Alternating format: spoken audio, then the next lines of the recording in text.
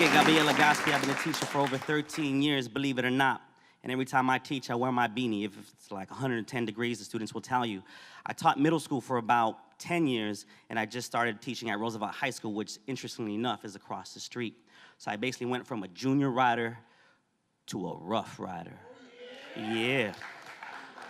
And today I really want to talk about doing it right, and that's something that I've learned on my journey. It's one thing to do it. It's another thing to do it right. And I want to start off my presentation with something I wrote when I was 14, because just like the students I have here today, which makes me so proud to have them in the audience, because usually when I'm doing presentations, I'm in a room with people that I'm about to meet. I'm in a room with people that would love to form partnerships, but today makes it even more special because I have the students I teach. And today I teach 125 kids. And over the last 13 years, I've probably taught over 10,000 students. In 1 year, I've done 35 field trips. Just some metrics.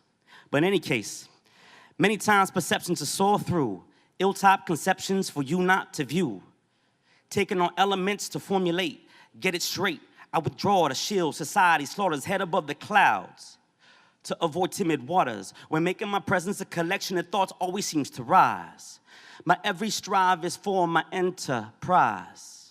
Circulating the Buddhas, meditating throughout the system. Enhances, never inflicting with the rhythm, keeping it steady pacing. Senses is what I must rely on. Inner self is what keeps the light on. If I don't abide, then I won't provide, never will I subside. Souls untouched by the devil, he knows what I control is incombustible. Inside's a fashion, Legaspi's inside is smashing. Feeling these vibes corrupt in my mind, I find myself waiting about over these times. Days fly, streets of LA, TechOut LA, let's magnify. I start off with the rap that I wrote when I was 13. And when I would record these raps, I would record them on answering machines. Crazy stuff, because sometimes I would forget to change the message. And people would leave voicemails, not saying call me back, but criticizing the rap. And some of the ones I remember are the ones that said, you're whack, call me back. It's really interesting times, and it's great to see the power of technology, and great that Jatin's putting this event together, and Emily and all the great partners, so please give them all a round of applause as well. My father is on Facebook, and if you add me on Facebook, know there's two Enrique Legaspis. I'm the Enrique Gabriel, and he's actually in the audience. He's been a big supporter, and he posted something on my page, and it basically said, play is the highest form of research. And I mentioned my father because he's someone that believed in me playing. I mean, he pierced my ear when I was like 6 years old. He has about 8 brothers and sisters, and he's the one that married the Asian. I'm Filipino-Mexican. My mom's from Manila. My dad's from Nochislan, Zacatecas. So I definitely am the epitome of Los Angeles. It's the one place where you'll hear things like, yo quiero chow mein. And you can act on it. And if you don't want that, there's so many choices. Los Angeles is a beautiful city, a place of agriculture, and today we're seeing it a place of great technology. And today in this room we have some great students with the greatest ideas, but they are held back because they need access. And that's been my journey for the last 13 years, is how do I give them more access? So yes, we've been to China, we've been to Buckingham Palace, but how do we scale that? Yes, I have a 3D program at Roosevelt High School. I've started after-school program to help make dreams of college a reality, but how do we scale that? Roosevelt High School has 2,000 students. There was a time when there were 6,000 students at this school. I went from a high-tech environment to a no-tech environment, starting from scratch all over again. And I'm on this journey with these students. What's interesting about Boyle Heights, it's very dense, and if you were to drop a pin on Roosevelt High School, 55,000 people live in a 1 mile radius. It goes to about 300,000 in 3 miles. And guess what it is in 5 miles? 1 million. And I know this data because we use GIS maps. And so we're talking about STEM education, or STEAM. And when I think of the A in STEAM, not only is it science, technology, engineering, arts, but I'm also putting athletics in there. Arts and athletics. Kids need a creative space not only to create art, but they also need a creative space to release the tension, just like we heard the earlier speaker just talk about. How do you release this tension? These kids have ideas that are unimaginable, and I definitely look to them to get the freshest ideas because I ran out. I can't write raps like I just shared with you anymore. I write emails. I write RFPs. I write, those types of things. And my mom taught me when I was young, if it's free, take two. And that's some of the things that I want to teach these students. By them becoming better communicators, they can get things. Don't be afraid to ask for money. Don't be ashamed. Because places like Boyle Heights need more of it if we're going to be global competitors. Because what it looks like today is we're preparing these students for 1975. Yes, iPads are supposed to be in schools. But as of today, they're not. There's too many restrictions. There's too many compliance issues. So as an educator, I have to figure out how do I go beyond and do more for these kids if we're not going to get these tools that should be here yesterday so that we could prepare these students for tomorrow. And so I have this slide. That's me. That's my story. I was a business finance major. I sold insurance. Hated it. And on my long drive home, I heard Steve Harvey on the radio saying, "Do you want to teach in LA?" And I said, yes.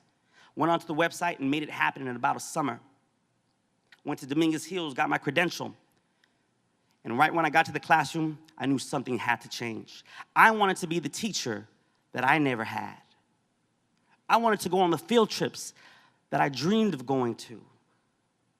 I wanted to meet people that were really doing real work.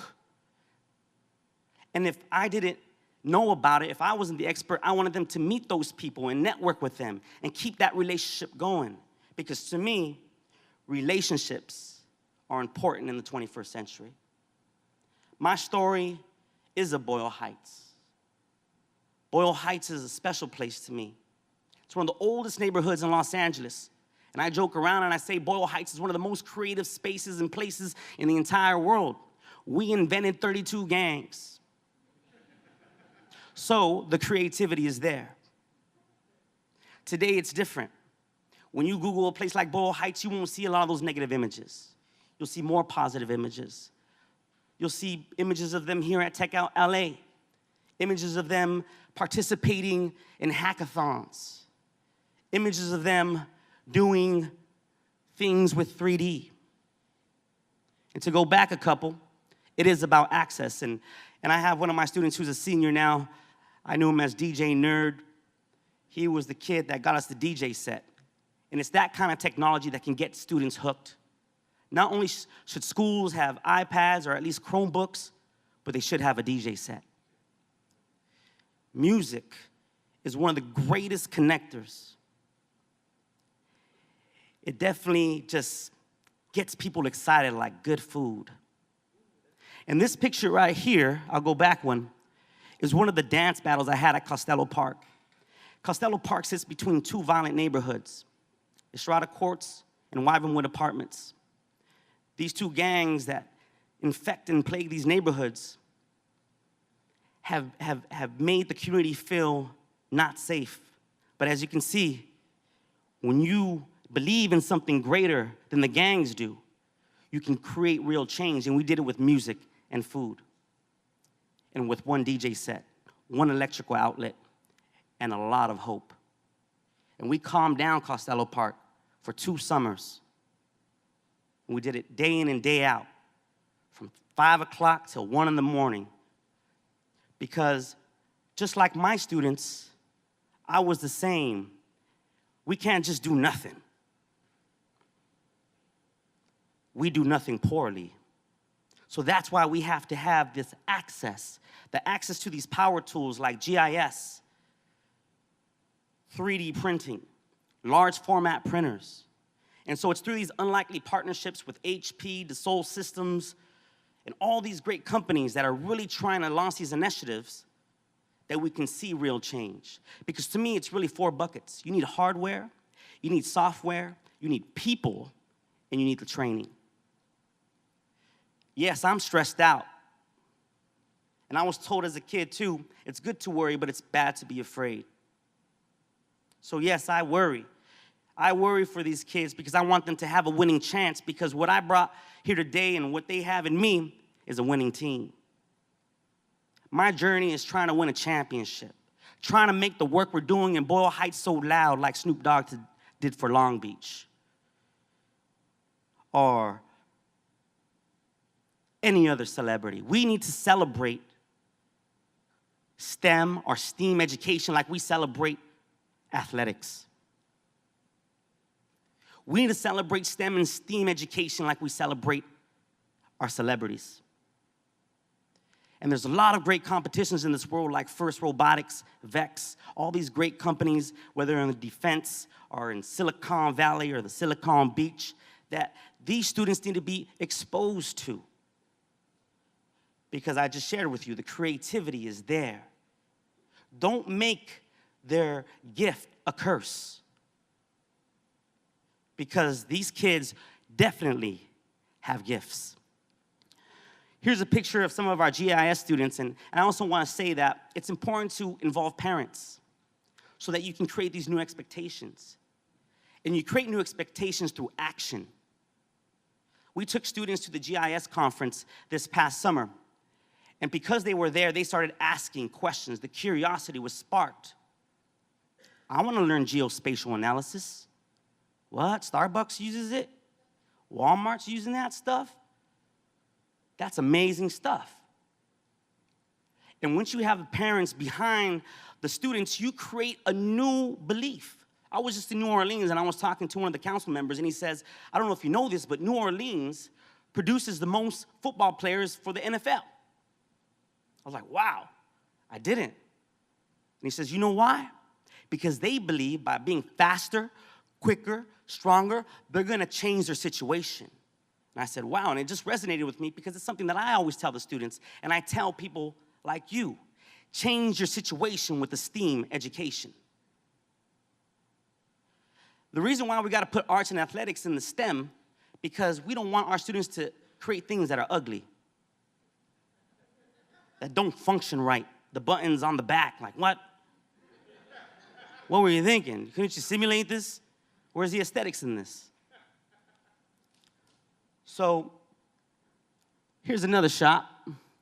This is some students on the Roosevelt Robotics team. We launched Roosevelt Robotics last year. Today we're at 40 kids. We go to Long Beach, compete with the best. I mean, our robot was like Bad News Bears right there, but we put our stamp and we networked. We met people from Chile, from Mexico, Israel. And that's what's beautiful about a community like the robotics community, that you're surrounding yourself with people who share the same hopes. And you meet people you can admire, because these students need to know that relationships shouldn't hurt you, they should help you. It has to. I did not do it alone. It took a village to raise me, and it's continuing to take a village. I mean, even before I got on stage, I had one of my students, Alex Castillo, get ready for that speech, mister, get ready for that speech. You know how much that means to me? That is powerful. That is powerful. Give these kids a chance, and they will impress you beyond what you could have ever expected. Thank you, Alex. This is the castle I imagined. When I first started teaching, I was just given one piece of chalk. In 2002, 2003, one piece of chalk. And then it was my student's bright idea to say, hey, mister, we should make a video to send it to Oprah. She gives out stuff. Remember, you said if it's free, take 2. And I was like, all right, well, here's the camera. You know, here's an iPod. And with those simple tools, they were able to create a trailer and a short video that we essentially sent it to Oprah. She didn't bite on it, but it stayed in her circle. And next you know, I get a call from NBC saying, we want to do an extreme makeover at your school. The power of the student voice is amazing. Don't be afraid of your voice, guys. With that simple trailer and with that simple video, we got about $500,000 to redo our school. Yeah, definitely.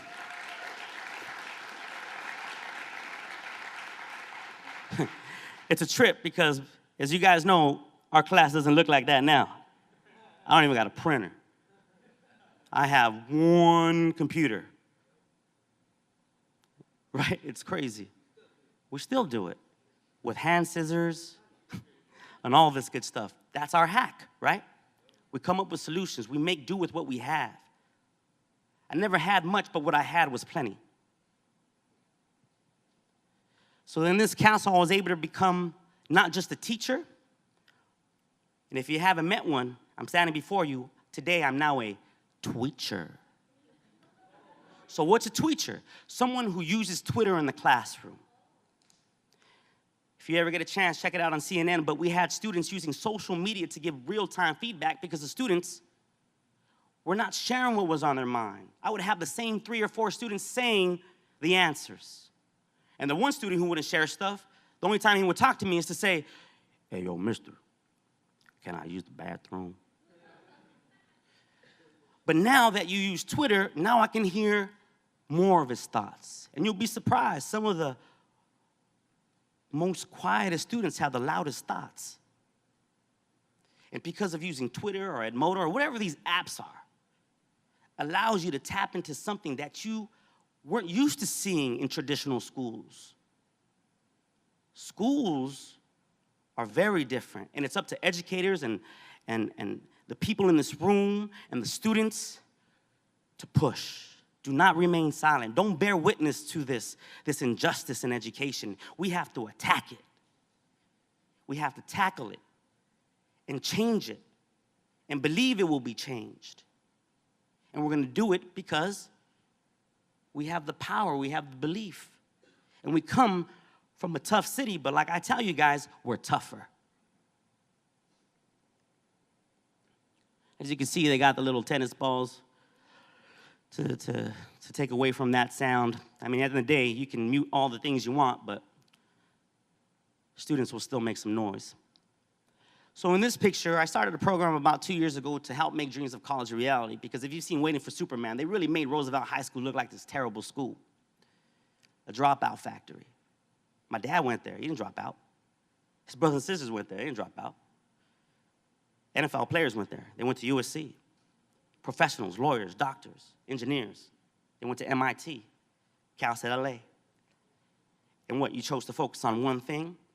Well, I'm here to just tell you the other side of that story. And today we have students with so much pride who believe in Boyle Heights. And I know if I say Boyle, they'll say Heights. So when I say Boyle, you say Heights. Boyle! Heights! That's what's up.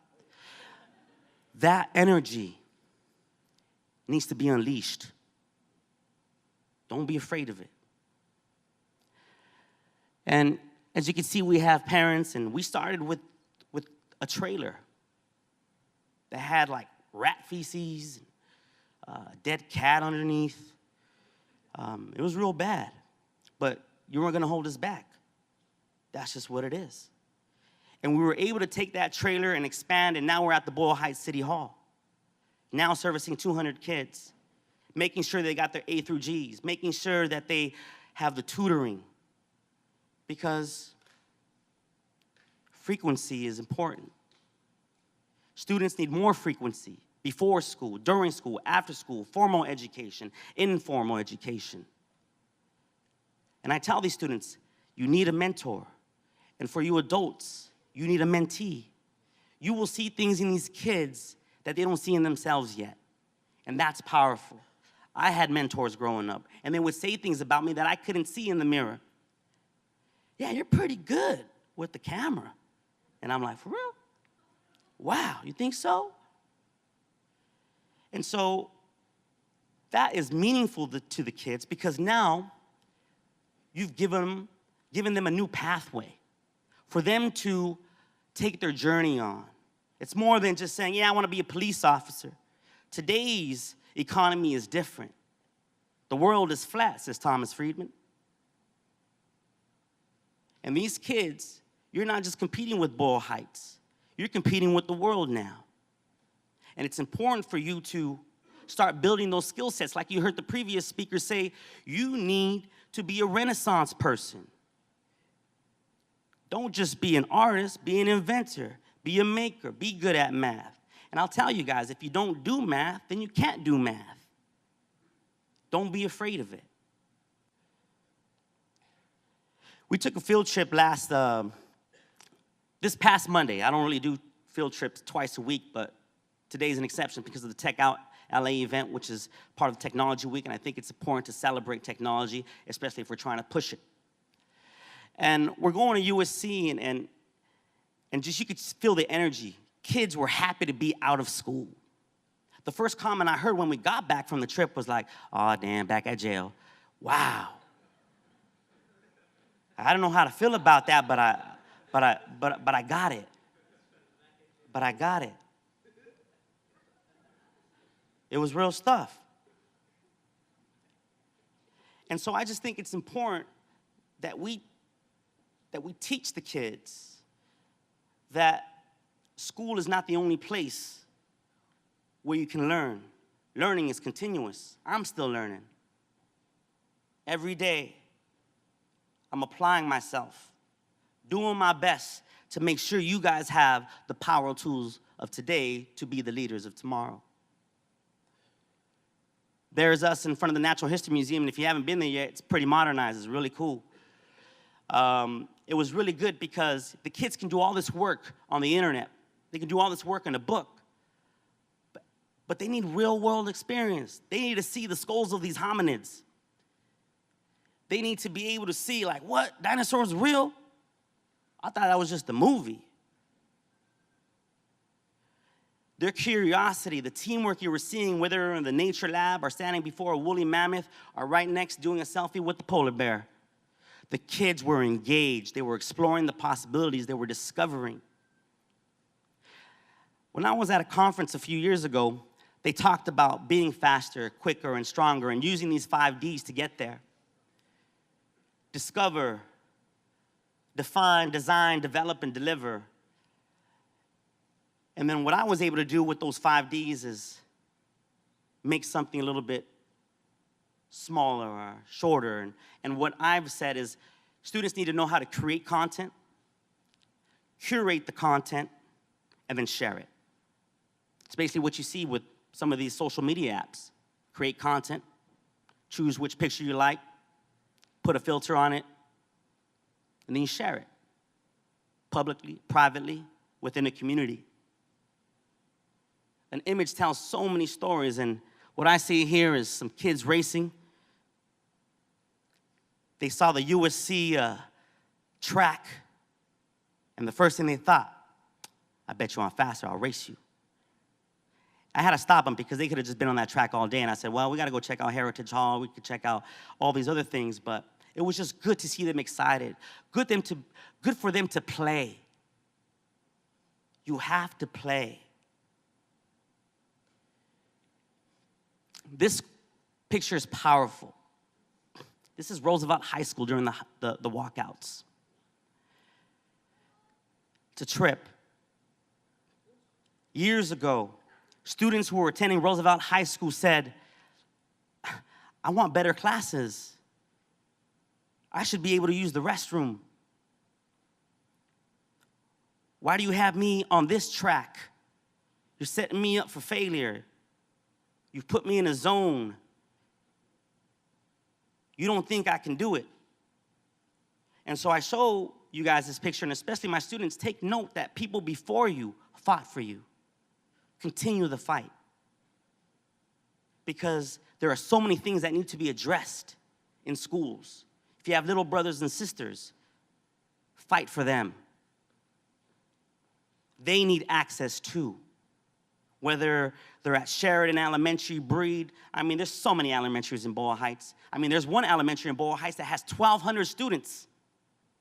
And they're expecting the educators to prepare them for the 21st century with no hardware, with no software, with no people and no training, other than the people that are just staffed on a daily basis that LAUSD is able to cover. So there's a quick picture of Juan Carlos, who's here today with Gustavo and William, and we got Andres in the back. And it's amazing to see them look at these bones, and I know they're just asking each other questions. It may start off with a joke, but then they start digging deep. So futuristic learning does require work-based learning, does require experiential learning. You learn by doing. And I wanted to make sure I put these pictures because these students feel so much pride when they see themselves up on the screen. This is your time to shine. And they have to be mindful of what they share, because if you turn on Facebook, I do get upset at some of our students because they post some like crazy stuff. And I want them to know that you need to be mindful of what you share. Because if you're not mindful of what you share, it will affect your employability later. It's important. It's a new economy. You're leaving a digital footprint as well. And if you look at some of my social media, my whole angle is education, highlighting the great work that these kids are doing with their parents and the different programs, so that we can tell a new story and we write our own story. Because when people write our story for us, it's not going to be told the way we want it to be told. It's the editor who learns. So edit your own story. Keep telling it. And continue to make it loud. I know at the end of this journey, I want to be able to say, what an amazing journey. I can't believe I did all these things. This is something that I saw, and if you get a chance to check out the museum, not to plug them, but they have a really great exhibit about LA. LA is in my DNA. And this one small sign in the exhibit talks about how Los Angeles has long been a place that cultivates creativity. It's a place that has breeded new ideas, a place where people have come together to come up with new solutions and engineer new designs. When I was at this other conference, they called me an educational engineer. I'm designing the lesson plans, and wow, that felt empowering. So I would say everyone in this room is an engineer as well, depending on your industry.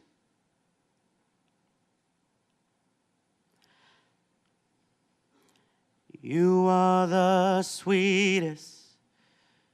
You are the sweetest, sweetest girl I know around.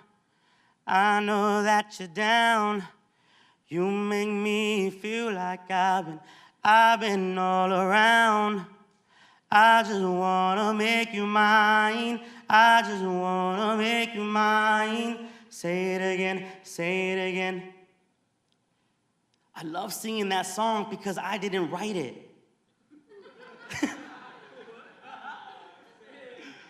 Isn't that a trip? One of my students wrote that. He composed this song and said, "How can you help me create a melody?" And sometimes that's where we got to start when it comes to STEM education. Songwriting, painting. Some of our students need that catalyst to make them think more. That's why I love Brent Bushnell's work, because he's really injecting some fun stuff when it comes to STEAM. He has a STEAM carnival. Wow, that's amazing. And my story is of Los Angeles, but Boyle Heights is the metaphor. If we could do it in Boyle Heights, we could do it anywhere in the world. We need to motivate our students because, yes, I am challenged by apathy. I am challenged by students that are not mindful. I'm challenged by bureaucracy. But the one thing that keeps me going is my belief. My own personal belief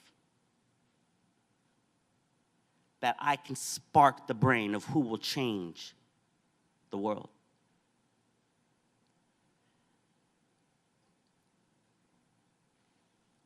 In my last 2 minutes, I'd really love to hear what you guys want to know if I haven't addressed it. So if anybody has a question, please just popcorn, shout it out to me, even if it's for you students. I would love just to give the audience a chance to pick my brain. I currently volunteer with Casa 0101 in Roosevelt High. What other organizations or nonprofits do you partner with? Casa 101, Boyle Heights. That's what's up. Give them a big round of applause. Casa 101 is really fresh. My dad and I, well, mostly my dad, he did a TEDx Boyle Heights at Casa 101 where we were able to touch on this topic of immigrants and rich. Not only did we have professional speakers, but we had student speakers. And other partners that we have that we've been really leaning on to make things come true are people like Google. And I'm Google certified. I'm YouTube certified.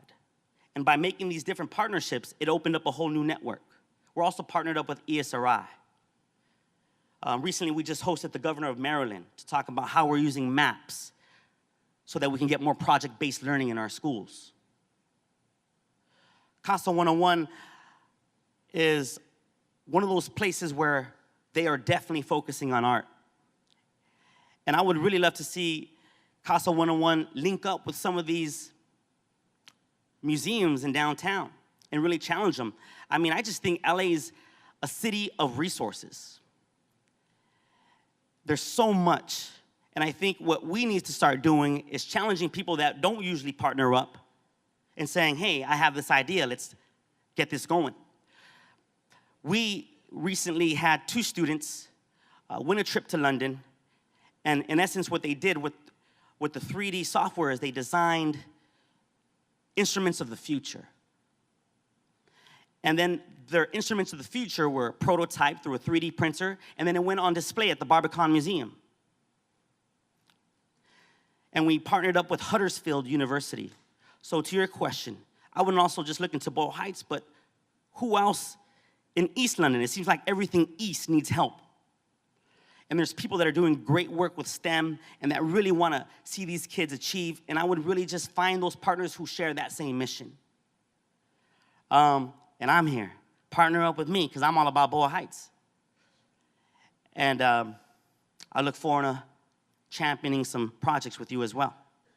I'll take one more question because I know my time's about to wrap. How do we get more people to take ownership at a very localized level of the streets they live in, the streets they walk? How do we do that? It's a great question, brother.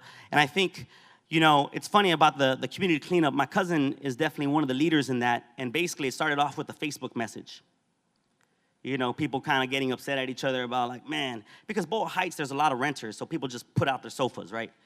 I mean, I lived in an alley. I mean, one day there's a sofa, another day there's a closet full of clothes. I'd open up my door at 20s. I mean, it was an amazing experience. And definitely, trash is an issue. You know, Boyle Heights is like Pasadena, old cities. But Pasadena just kept taking care of itself for whatever reason. I'm not saying Boyle Heights didn't do it, but it's just a different dynamic. So how do you get people to pay attention? By having events like this at a local level. By connecting with the schools, because these are your trendsetters, right? They're gonna Snapchat it. They're gonna just, on accident, they're just gonna be your ambassadors for whatever event. Recently, I was just at the Wellness Center, and they're struggling too. How do you get more people to know that the Wellness Center has all these great agencies? The Arthritis Foundation, Hoveness Inc., who helps homeless youth with employment. You have a kitchen that looks like it'd be on Food Network in there. But on a local level, it's about access to that information, right? And sometimes we're bombarded by irrelevant information. And so it's really going back to that idea of curating that information. And maybe there's an agency that can help us curate because, as mentioned earlier, there's a lot of junk. And again, that's my time. Thank you very much, guys.